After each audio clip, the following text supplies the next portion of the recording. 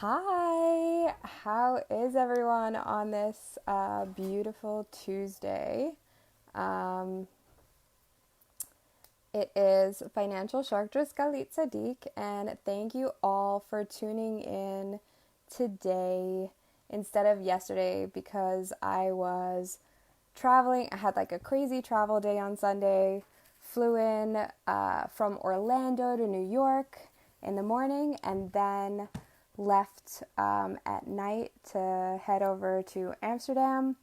And I arrived yesterday, and it was just so crazy, and I could not function enough to do this Money Monday justice. So I decided to have Money Tuesday, and hopefully we will have Danette from the Ladies of Business Rockaway Beach.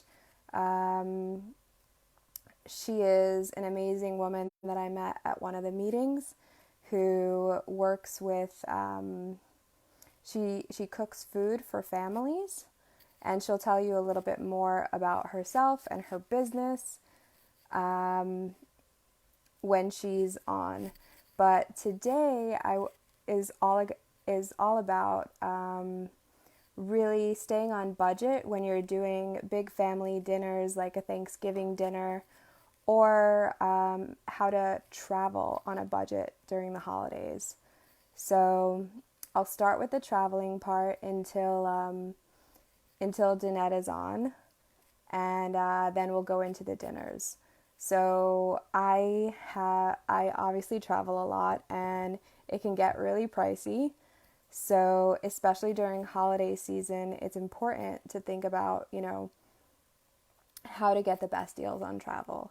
Generally, you'll know if it's better for you to fly or drive somewhere. But in order to get the best deals, there's a few tips and there's a few tricks that I use, especially on flights. So for me, I'm a big fan of Google Flights, and it compares rates from everywhere, and it'll give you the best deal, even if the best deal is buying two separate tickets. So I've done this a lot where you have to buy one ticket as a one way and then another ticket as a one way in the opposite direction. And it adds a slight hassle because you have to buy two separate tickets, but I've never had a problem with it. And I've actually, sometimes it's like $50 to $100 cheaper to do it like that, especially during the holidays.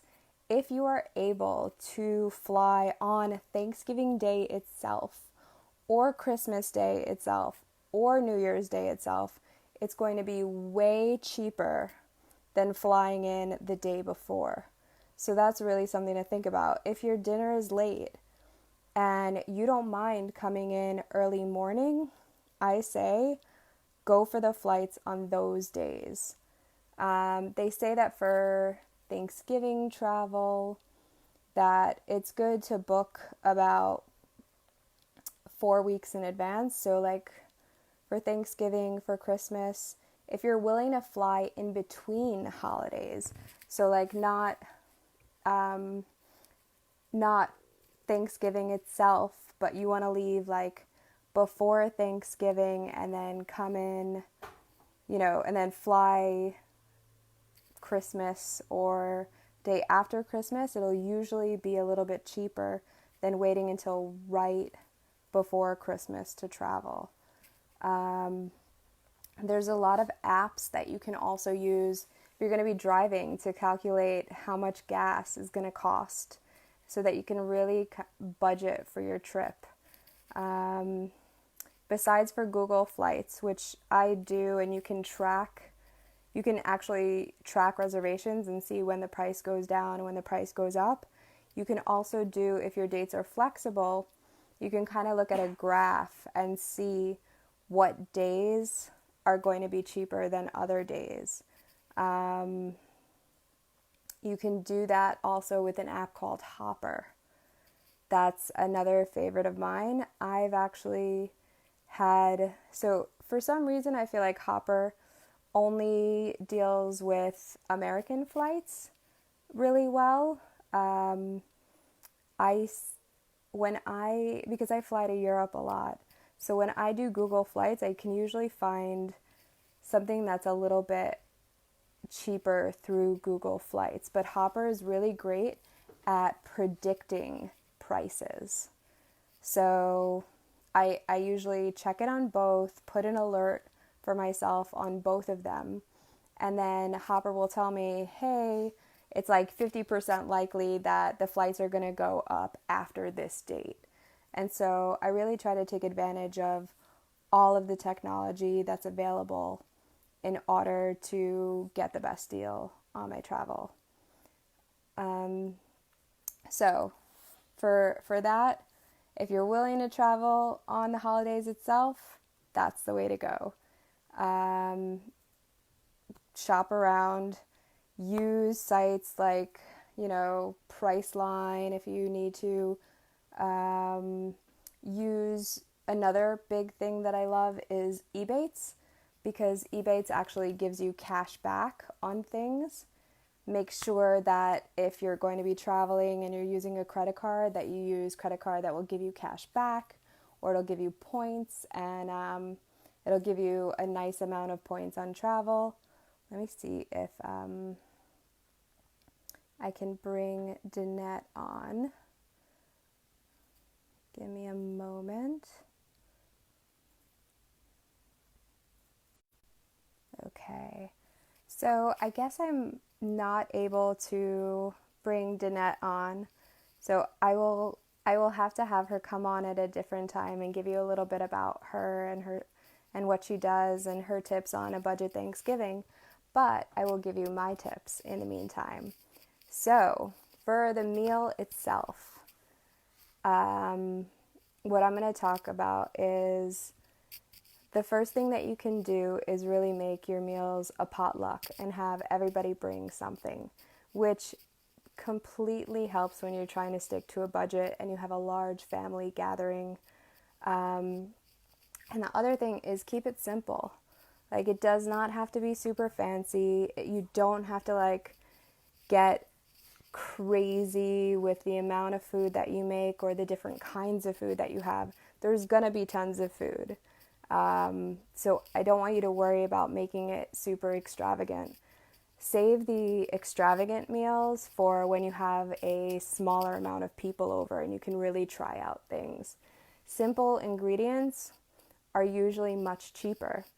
And if you're okay with not doing a turkey, you can actually get better deals on something like chicken.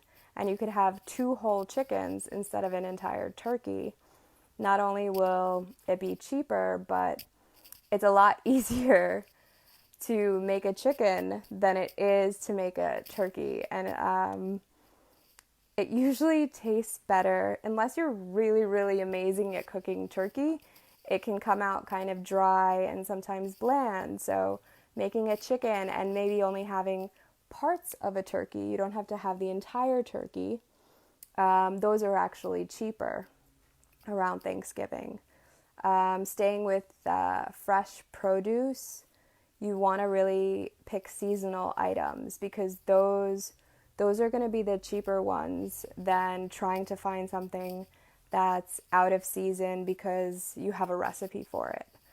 The other thing is always check your pantries before you go to the supermarket.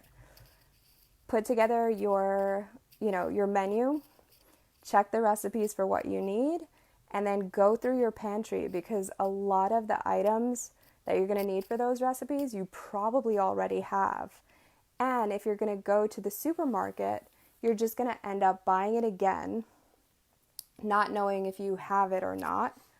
And you'll end up with extras. I'm sure you've all done this. I know I have. You'll end up with extras in your pantry, and then, you just have way too much and you've spent money, and it'll probably end up expiring before you ever use it. The other thing is, you don't have to wait until right before Thanksgiving to get most of the stuff. If there's things like a canned canned pumpkin pie, mix, or canned vegetables, if you see them on sale before Thanksgiving or before Christmas, like buy it at the sale price. As long as it's not going to go bad, buy it at the cheaper price and then hold on to it until Thanksgiving or Christmas so that you'll be able to do it at and still stay within your budget. So, other than, making a potluck, if you don't feel comfortable having all of your guests bring something, just having them bring their own alcohol helps a lot. If you can have, if you can make it BYOB, alcohol is really expensive. So, and you don't know what they like. And this way they can feel like they're bringing something to the table. They can bring something to the party, but also you're not out that extra money for all of the alcohol for that many people. So for the holidays, I want you to really think about this as a time to focus on your family, to focus on being together. And it doesn't have to be extravagant. It can be simple and it can be amazing. And it's really just about being with the people that you love and enjoying the quality time that you get to spend together. So don't worry about the stress of creating these huge, elaborate things. Just make it heartfelt, make it simple, make it out of things you know how to do and things that are already in your house. And I assure you, you will have an amazing holiday and you will also stay out of debt, under budget, and nobody's gonna love you any less if you don't have like 8-course meal. There's so much food and they're gonna be so full no matter what that you won't have an issue. So I'm gonna sign off. I'll try to bring Danette in a little bit later. I'll see if we can fix the technical difficulties. It was great seeing you. Sorry that I wasn't here yesterday, but I am here for you today. If there is anything that you have a question on or you want to comment on, please feel free to comment on this video. Let's talk about it. If you've got any other tips that you want to share, please do so as well. And I will speak to you guys soon. You can reach out by emailing galit@financialsharktras.com, and I hope to speak to all of you. Bye.